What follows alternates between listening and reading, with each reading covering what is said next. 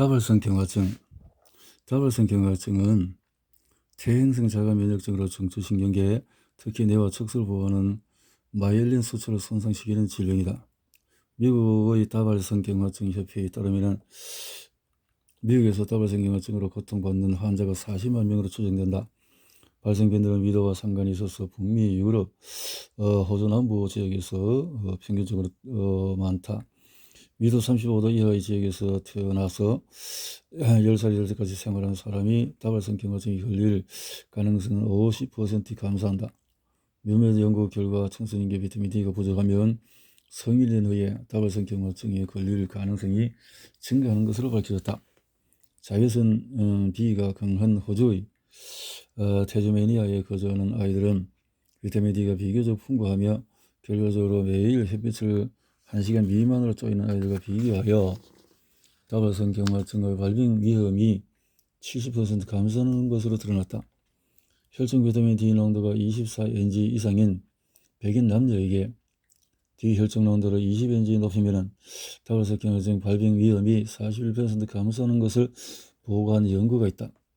또 다른 연구 결과 매일 400IU 비타민 D를 복용하는 여성에게 다발성 경화증의 위험이 42% 감소하는 것으로 드러났다. 현성 다발성 경화증 환자 12명에게 28주간 비타민 D를 투여한 연구에서 처음에는 매일 4000IU 비타민 D를 복용시켰고 이후에 4만 IU까지 증량했다. 혈중 비타민 D 농도는 평균 31ng에서 154로 증가했지만 D 가드로 인한 독성 증상은 없었으며 28주 후에 다발성 경화증 병변이 평균 1.75에서 0.83 감소했다. 이 정도의 고단위 투여에는 의사의 밀접한 감독이 필요하다.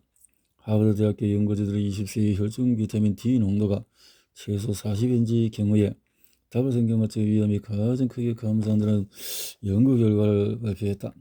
비타민 D는 다발성 경화증의 증상 치료에도 효과가 있다는 연구 결과가 있었다. 기타 자가 면역 질환들, 최근에 류마토이드 관절염, 또 염증성 대장 질환을 비롯해서 자가 면역 질환과 비타민 D 결핍에 연관이 있을 것은 주장이 있으나 아직 연구가 부족한 실증이다. D와 정신 건강은 여타의 조직들과 마찬가지로 뇌 조직 세포에도 비타민 D 수용체가 있다. 낮은 D 혈중 농도가 우울증이나 정신분열증 발생 위험을 증가시키는 것과 연관되어 있어 태아나 유아에게 충분한 양의 비타민 D 공급이 더욱 중요하다. 동물 연구에서 임신한 모체가 심각한 D 결핍일 상태에 거기서 태어난 동물의 뇌에 기형이 유발될 가능성이 있음이 밝혀졌다. 비정상적인 세포 자멸사와 뇌세포 증식이 관찰되며 학습과 기억의 장애와도 연관이 있는 것으로 보인다. 또 다른 동물 연구에서 심각한 비타민 D 결핍 상태의 모체에서 태어난 쥐의 뇌에서 기형이 발견되었다. 이런 잡혀아동의 뇌에서는 보이는 이상과 유사한 것이다. D와 잡혀증의 연관성에 대해서는 존 칸넬 박사는 D 결핍 아동에게 잡혀증이 많다는 이론을 수립했다. 아직 이론이 불가하며 검증되지는 않았다. 연구자들은 D 결핍과 정신분열증과 연관성을 찾으려고 노력 중이다. 검증해보자. 노인의 인지기능장애, 알츠하이머 병에 걸린 노인과 그렇지 않은 증상 분석해서 측정해봤을 때 20ng 이하였다. 그래서 매일 400IU 이상의 D 복용으로 노인의 우울증이 개선되다는 또 다른 연구 결과도 있다. D와 계절성 정서장애는 계절성 정서장애, 주로 겨울철에 발생하는 우울증의 한 형태로 일출형과 관련이 있는 것으로 알려져 있다.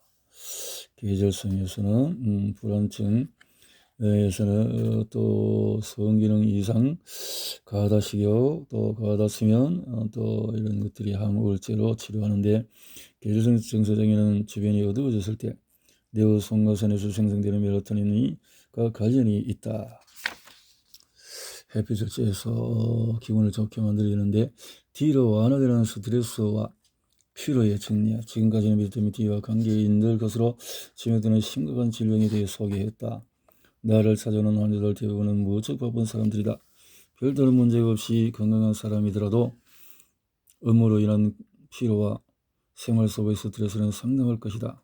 조는 그런 환자였다. 그는 로스앤젤레스의 거대한 회사를 운영하는 기업가였다.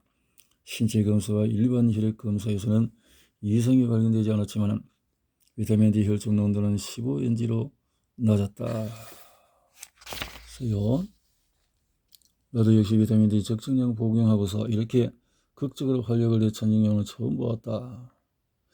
조원의 혈중 비타민 D 수치를 교정한 지 시간이 꽤 지났지만 아직도 비타민 D의 효과에 대해서 주변 사람들이 열렬히 소개하고 다닌다.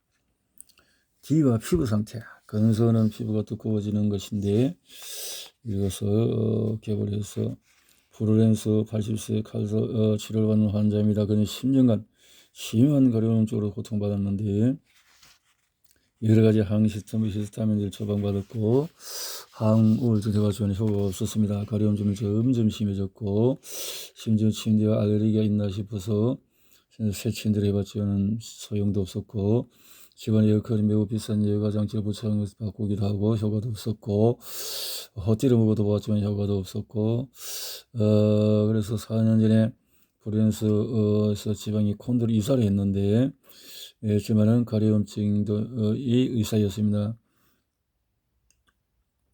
최근에 칼 박사는 그녀의 비타민 D 혈중 농도를 검사했고 결과 극히 낮은 수치가 확인되었습니다. 그리고 수치가 정상치가 되는데 가려움증도 98% 호전된 상태입니다. D가 수치가 높아지니까요. D와 치아 건강도 역시 마찬가지로 결핍이 치아와 관계 있다. 소화의 천식 문제도 천식에도 이것이 들어갔을 때 증상의 완화가 보였다는 거고 비타민 D와 독감에 대해서도 D가 면역력을 강화시키는 이런 이 현상을 해석하려 한다. 그렇지. 면역을 높여주니까요. 호브 심슨 박사가 자신의 연구에서 지적적인 D의 면역 기능의 연관성을 찾고 있다. 면역성에서. 한 가지 다른 것이 있었으니 환자를 매일 2,000 독감 유행하기 전에 복용하고 있었다. 물론 이것은 관찰에 불과하며 과학적으로 규명한 것이 아니지만 돌보던 환자들 중에서 단 한 명도 독감이 걸리지 않은 것에 비타민 D 영향이 있었는지 궁금할 수밖에 없었다. 위의 언급한 내용은 현재 가설이 불가하다는 것을 다시 한번 강조한다. 그리고 이러한 가설이 비타민 D와 독감 또는 보통의 감기와의 관계를 규명하려는 연구가 서서히 진행될 것이라고 믿는다. 재발하는 유행성 독감의 증세. 50세 사무관이 10월에 진료실을 찾아왔다. 그리고 그녀는 다가올 독감 유행처를 대비해서 면역을 강화시키려고 물론 그녀의 비타민 D 혈중을 측정해봤던 결과는 11NG. 나는 즉시 그녀에게 교정해서 50NG로 크게 증가했다. 다음에 5월에 그녀는 나에게 다음과 같은 감사의 편지를 왔다. 칼스 박사님이 저에게 권해준 비타민 D는 나에게 대단한 변화를 불려왔답니다. 지난 10년 중에서 처음으로 독감에 한 번도 걸리지 않고 겨울철을 지내왔습니다. 나에게는 D 결핍을 발견하고 치료해 주셔서 감사합니다. 나는 이번 일로 모든 친구들에게 소개하고 있답니다. 부위동염 정리해서 25세 마이클 12개월이 지나서 그래서 그는 하루 대부분을 실내에서 보냈고 살갗도 흰색이었다. 교정을 해서 검사를 보니까 검사를 해볼까요? 학술지에 이렇게 연구에 대해서 각 상황별로 이루어진 혈중 농도를 보니까 혈중 D 농도가 그룹병 권련화증이 15NG 이거 그러면 20, 30 부갑 상선 장내칼슘 흡수 최적화 34 노인신경 근육은 38 내장기관 암 발생 감소가 38 대장암 발생 또 33 유방암 발생 50% 감소하는 게 52 NG 많이 높여야 되는구나. 이번 장에서 이렇게 교정이 D 농도를 정해서 D의 결핍의 측정과 적절한 농도 유지하기.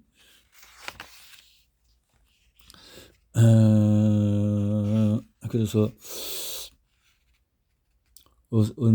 거울을 보고 피부가 흰 편인지 햇빛이 그을린 편인지를 살펴보면 농도를 가늠하는 데 도움이 된다. 하지만 이 방법은 아주 계략적인 방법으로 오류가 있고 또 충분한 비타민 D가 합성되며 피부는 전혀 햇빛하지 않을 것이다.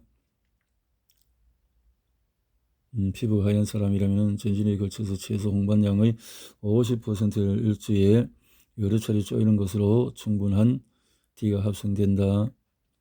이와 비슷하게 어두운 피부색을 가졌거나 햇볕에 걸린 사람들은 많은 양의 D를 합성할 수 있을 것 같지만 오히려 결핍 상태일 수 있다. 오히려 부족할 수 있고 수십 년 동안 의과대 학생들은 측정하는 것에서 검사하는 방법이 저절 신장의 기능을 반영한다. D 연구자들은 공통된 의견으로 현재 유일하게 신뢰할 수 있는 비타민 D 평가 방법은 25하이드록시 비타민 혈중 농도를 측정하는 것이다. 병원에서 직접 이상적인 방법이다. 비싸지도 않다. 셀프 케어로 해서 나는 자가 검사 기기로 전 세계 모든 사람 비타민 D 수치가 정상이 되었으면 하는 바람이다. 정상 수치를 비타민 D의 측정은 D 혈중 농도를 측정하기 위해서 분석기를 가지고 할 수 있는데 D는 역시 우리가 탄수화물보다도 지방성을 먹어야 된다는 것을 반증해 주네요. 언제 비타민 D를 측정할까? 당신이 지금 비타민 D 검사를 해서 가령 당신이 여름 햇빛이 많고 때때로 태양광 차단 없이 일광욕을 한다면 그래서 D의 정상 농도는 앞에서 나왔듯이 40NG 이상의 농도를 가지는 것이 좋을 것이다 라는 것이고 또 자연적으로 생활 환경에서 사실 한 연구에서 햇빛이 많이 드는 환경에 있는 환자들은 70NG 이상의 농도를 보이기도 한다. 비타민 D의 과부경은 혈중 수준이 100NG 이상일 때까지 보이지 않으며 진정한 독성은 150 이상일 때 발현되지 않는다는 점도 권고의 근거가 된다. 그러므로 40에서 70NG 권장하는 것이 해롭거나 이상한 주장이 아니다. 최악의 상황이라 해도 이 용량에서는 그저 불필요한 양이 인체에 남아있을 것뿐이다 라는 건데요. 그러니까 150NG까지 진정한 독성은 있더라 하는 것이고, 그러니까 아이들에게서 65NG를 유지해야 한다 라는 건데요. 환자들은 어느 정도 농도까지 보충해야 하나? 50NG 정도로 50에서 70NG가 들어가면 좋겠다 라는 것이고, 결핍의 교정은 일광욕을 늘리는 데 있어서 이렇게 도움을 받도록 하는 것이 좋겠다. 15분만 쪄도 그래서 단지 대낮에 또는 인공 자외선 B를 몸의 앞뒤로 15분만 쬐다면 10,000에서 15,000 IU 비타민 D가 합성된다. 그러니까 노출 시간을 계산할 때는 앞서 이렇게 변수를 생각해서 할 것이다. 음식과 비타민 D는 사실 음식은 비타민 D가 좋은 원료가 아니다. 내가 경험한 바에 따르면 비타민 D는 자연적으로 음식의 일부에만 함유되어 있으며 대표적인 것을 일부 생선에 있고 간유 등의 표고버섯에 있고 일부 주스 오렌지에서 D를 첨가하기도 한다. 현재 식품 증거된 비타민 D의 양은 높지 않아서 당신의 비타민 D 혈중 농도에 어떤 의미를 변화 줄 수가 없을 것이다. D 농도가 너무 낮다라는 거네요. 환자들에게서 비타민 D 결핍의 치료는 D3가 내가 누군가의 비타민 D 2000 IU를 처방한다고 하면 매우 많은 양 같지만 실제로는 50mg에 불과하다. 이렇게 많이 한다고 해도 D가 많이 필요하다라는 거죠. 나는 어떤 내 환자들의 비타민 D 농도를 교정했을까? 만약 내 환자가 225D 혈액 검사가 20NG 이하라면 많이 섭취하게 한다는 거죠. 5만 IU를 처방했다는 이야기를 하면은 그들은 백발에서 놀란다. 5만 독성 일주일에 5만 IU를 섭취하는 것 같은 방법인데 8주 동안에 매일 5,000 IU 이상의 비타민 D를 복용하면서 남는 5,000 IU짜리 알약을 매주 월, 수, 금 복용하는 방법이 있다. 이렇게 두 방법 모두 좋다. 일부 환자들은 잃어버리기 쉬운 일주 1회 복용법보다는 매일 복용하는 방법을 선호한다. 그래서 이후 두 번째 환자에게는 다시 8주간 일주일에 5만 IU를 복용하라고 지시한다. 5만 채소 혈액 농도처럼 비타민 D의 유지 용량도 연구자들 사이에 주요 논점이 되고 있다. 환자 25D 농도가 20에서 30 사이라면은 이렇게 해서 복용하게 한다. 환자 25D 농도가 40mg 이상이라면 그래서 환자가 건강한 사람으로서 여름에 햇빛에 노출이 많은 사람이 나는 겨울 동안에 비타민 D 알약을 권장하지 않을 것이다. 그리고 이후에 하루 2,000 처방을 시작할 것이다. 비타민 D와 관련된 문제가 있는 사람이라면 이들의 혈중 농도를 50에서 70으로 유지하려고 한다. 만약 필요하다면 잠시 동안이라도 이 범위에 들어올 때까지 일주일에 5만 IU를 처방할 수 있다. 그 후에 그들에게 유지 용량인 하루에 2,000으로 유지. 그래서 이 범위를 유지하기 위해서 하루에 4,000 IU 이상이 필요할 수도 있다. 일부 환자들은 그렇게 검사를 한다. 당신이 적절한 용량을 정하기 위한 혈액 검사를 받지 않는다면은 그래서 예방하고 이렇게 하는데 그래서 이것을 영양으로 가족들에게 신생아기 1세에서 하루에 400 IU 또 1세에서 2세는 1000에서 2000 12세 이상이면 2000 IU 여러 논문을 해볼 때 이렇게 수치를 신생아들이 1일 복용했을 때 어떤 병적인 영향이 나타나지 않았다고 발표한 논문이 있다. 비타민 D의 독성에 대해서는 드물게 나타난다. 드물게. 피부는 독성을 방지하는 방어 기전을 가지고 있고 햇볕에서 그러나 보충제에 따라서 200에서 5,000짜리까지 손쉽게 구할 수 있기 때문에 관심이 요구되기도 한다. 그래서 환자는 증상이 나을 때까지 가복용 징후가 나타나지 않을 수 있고 혈액 내 칼슘이 올라간 경우 증상으로는 복통, 변비, 근무력, 가려움, 구토, 심한 갈증이 나타날 수 있다. 가복용 시에는 심장이 결석, 고혈압 등이 나타날 수가 있다. 많은 고전적 호르몬은 전에서 D가 혈액에서 증가된 경우에 독성을 나타낼 수 있다고 보고했는데 150mg 이상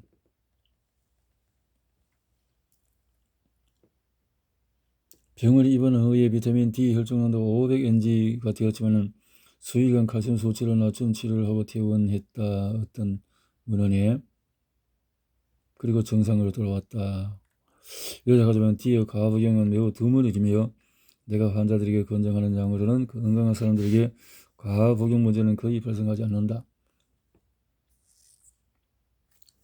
D를 복용하지 않거나 낮은 용량으로 복용할 때는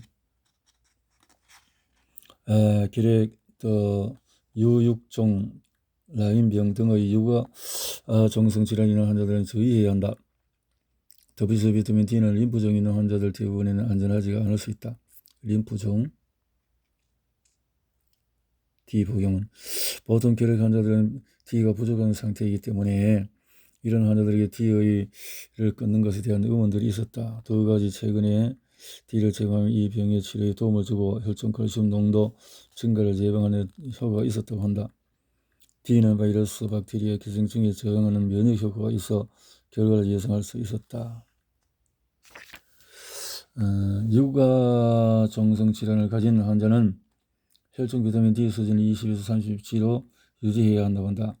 의사가 환자에게 비타민 D를 줄 때 유의해야 하는 또 다른 상황으로는 환자가 하이드로클로사이치드라는 이뇨제를 사용해서 고혈압 치료를 받고 있는 경우이다. 주의해야 하는 이유는 이 약이 칼슘을 증가시키는데 비타민 D 역시 칼슘을 증가시켜서 신장에 도를 만들 수 있기 때문이다. 동전의 양면처럼 경련성 질환을 치료하는 약을 사용할 경우 환자에게서 비타민 D 결핍이 올 수가 있다. 덧붙여서 세메티딘 스테로이드 및 일부 전식 치료제나 살 빼는 약 등 약이 비타민 D와 결핍과 관련이 있는 약체들이다. 이것들을 복용하는 환자들은 비타민 농도를 규칙적으로 검사해야 한다.